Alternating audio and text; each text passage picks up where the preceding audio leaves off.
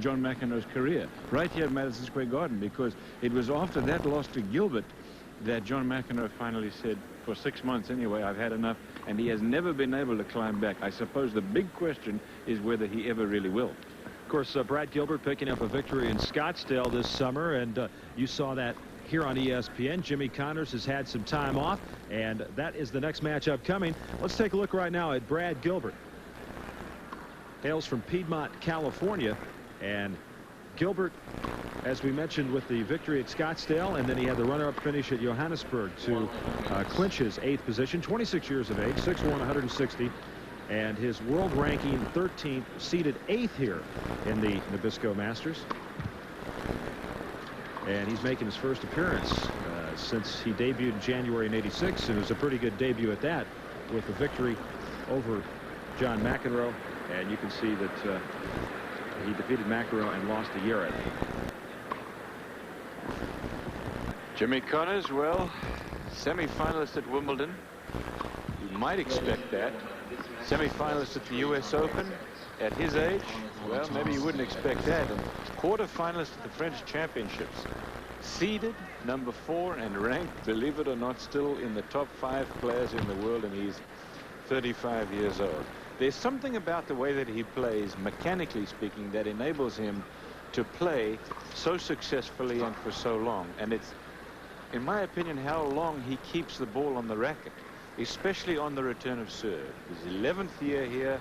Well, you know, he has so many darn records that it's extraordinary. He has still won, although you see that he hasn't won a tournament in that long, he has still won more than any other player in the history of the sport, the Open era anyway. You see 105 singles titles. I suppose that'll be broken, but it is going to take a while, because Connors has not finished, in my judgment anyway, winning championships. It's amazing that he hasn't won one in so long, since Tokyo 2 years and then some ago. But as I said, it is my prediction that that will change. Now, joining me in the commentary position is Fred Stolle. Connors to serve to Brad Gilbert, first point. It's amazing that he hasn't won one in so long, since Tokyo 2 years and then some ago. But as I said, it is my prediction that that will change. Now, joining me in the commentary position is Fred Stolle. Connors to serve to Brad Gilbert, first point. Madison Square Garden starting to fill up now. Connors is a big favourite here, of course.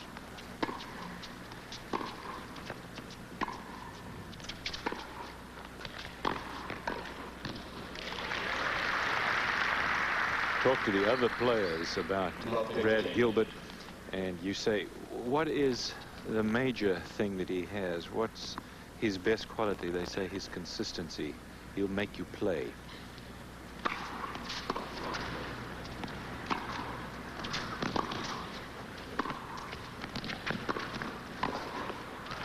Nothing really fancy, I suppose, about his game, but he just gives very little away, and he's kind of, I guess you call him a journeyman pro.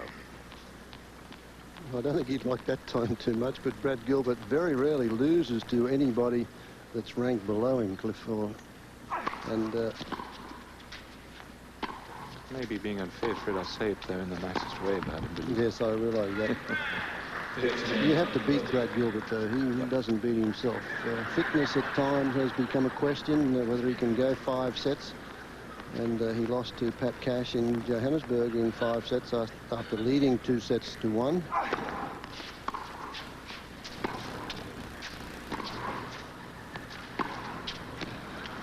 But I think that's an area of his makeup that has improved a lot over the last 12 months. And then how about that match that we saw in the Paris Open, Fred? It was so close. I thought he was out of it 3 times, and he clawed his way back in, finally only just lost it. Well, having said all that about Brad Gilbert, the hot player has broken Jimmy Connors, the cold player, in the first game of the match. Think your cereal is nutritious? Put down your spoon and listen. Because a leading consumer magazine ranked 59 cold cereals on fiber, protein, sugar, sodium, and fat. And of those 59 cereals, They found 3 varieties of Nabisco shredded wheat topped the ratings, providing plenty of fiber and protein, no sugar, and very little sodium or fat. So before you pick up your spoon, pick up the leading cereal that topped the ratings, Nabisco shredded wheat. Nabisco. When the sun goes down, gonna light up the night. Silver label, red ribbon, a taste that's right. Gonna light up the night. Michelob Light. Gonna light up the night. Light up the night. Michelob Light. Gonna light up the night. Light up the night. I had a chance to talk to Jimmy Connors earlier today, and he sounded like he had a cold. Now, he's had an ear infection. I'm not sure if the things are related or not, but he didn't look in terrific shape, honestly.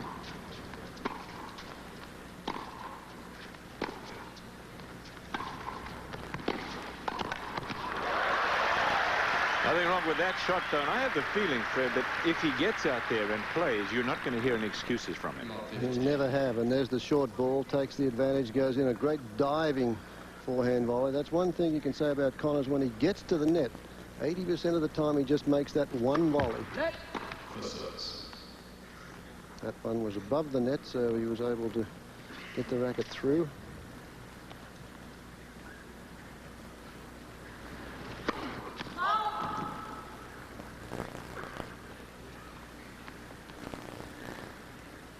Love 15.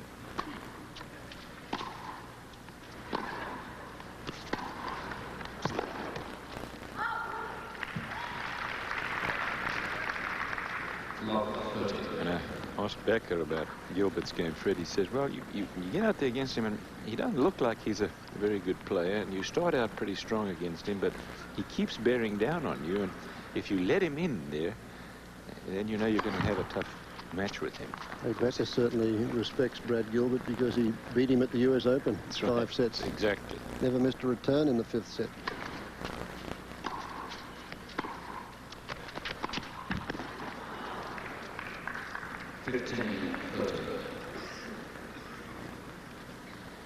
Beat a guy at the US Open, and you'll get his attention. Connors 5 times, and Gilbert, of course, has only beaten him once. Last time they played, Connors won the US Open.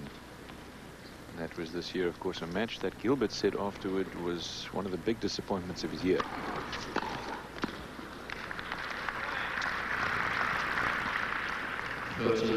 Because, of course, he had just beaten Becker in the match that Fred talked about.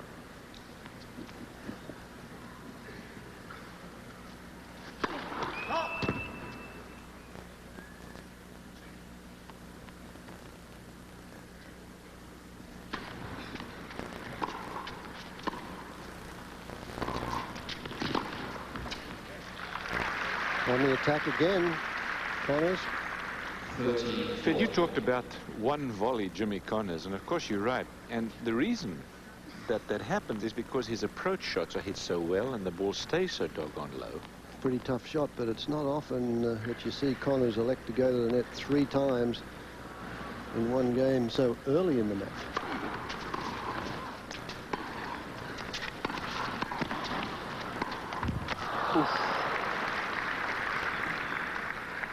Deuce. Great point for Connors, that forehand netted. He's made, when he makes those errors, they were 9 times out of 10 be in the net.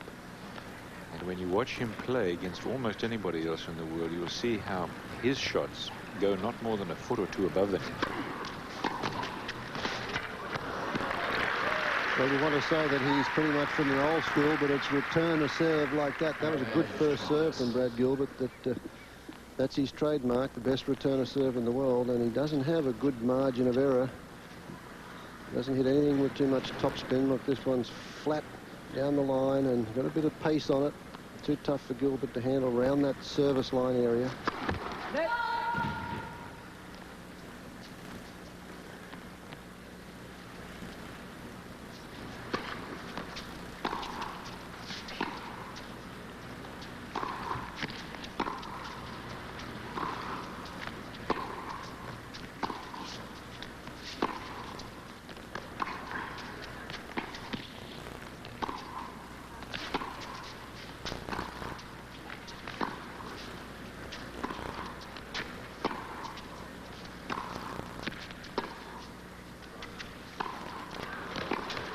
Gilbert was kind of watching that ball, wondering if it was going to go in or not, and Connors said, I'm not about to find out. Climbed right in, made the approach shot, and he has broken Brad Gilbert on Brad Gilbert's first serve. It's 1 game all now, first set.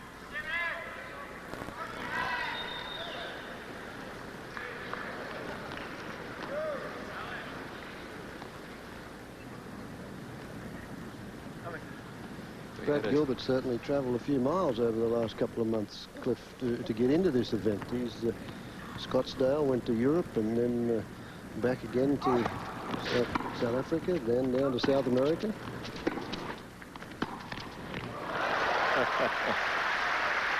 Gee, it's terrific. You come in against Connors, it's got to be behind a great shot. He's racking up those frequent flyer miles, Fred, that's for sure.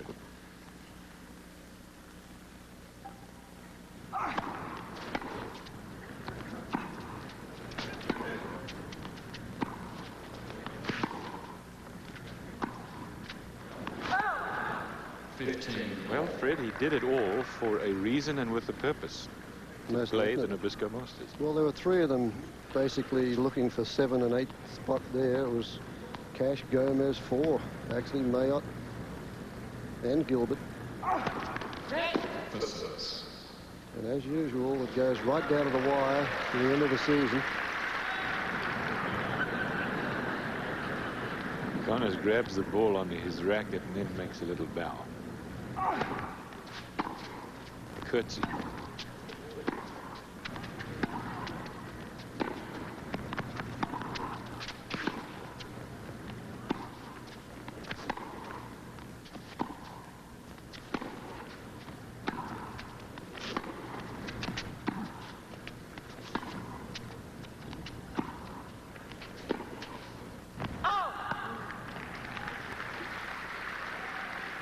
You know, Fred, I know Jimmy Connors would disagree with this statement, but I believe that if he had changed to the racket that he's using now or something like it years ago, that he would have had an even better record than he has already. He was the #1 player in the world 5 years. You can't play much better than he played over the years, but I think it would have helped his game.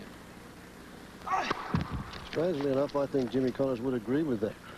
But it took him a long while before he could find a racket or before they could make him a racket that he was happy with. I used to practice with him down at Turnberry when they sent the fellas down there trying to make a new racket here, a new racket there, and he was all right in practice.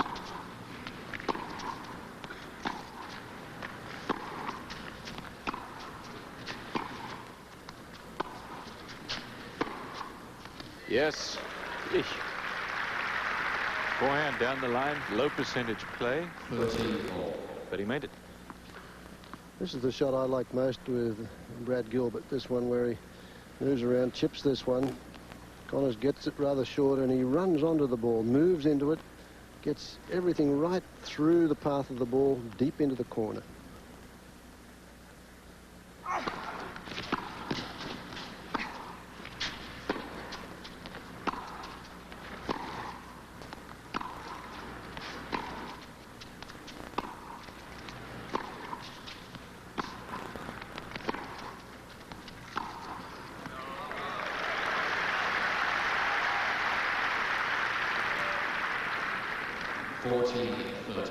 Connors has a little bit of tape on the top of that racket. He uses a pretty head-heavy racket, maybe around about 13.5, 14.5 ounces, maybe 14.5 ounces, and it's a lot heavier than most of the players use today. Game Connors. Connors holds on to serve. First time that serve has been held in the match. Connors 2 games to 1. Connors leads first set. 2 games to 1. The stars are gonna twinkle and shine. How they'll shine this evening about 8:45. I know I won't be late. Oh, that 8:30. I'm gonna hurry there. I'll be waiting where. They say time is what you make it. At Citizen, we prefer making it beautiful. About 8:45. Citizen. Listen to your mouth. That's the crunchy texture of a Triscuit. Now that's the delicious whole wheat taste of a Triscuit. And that's the unique look of a Triscuit. They're made to take on any topping or or no topping at all. Just listen to your mouth. Ah. That's the sound of a happy mouth. Triscuit, listen to your mouth.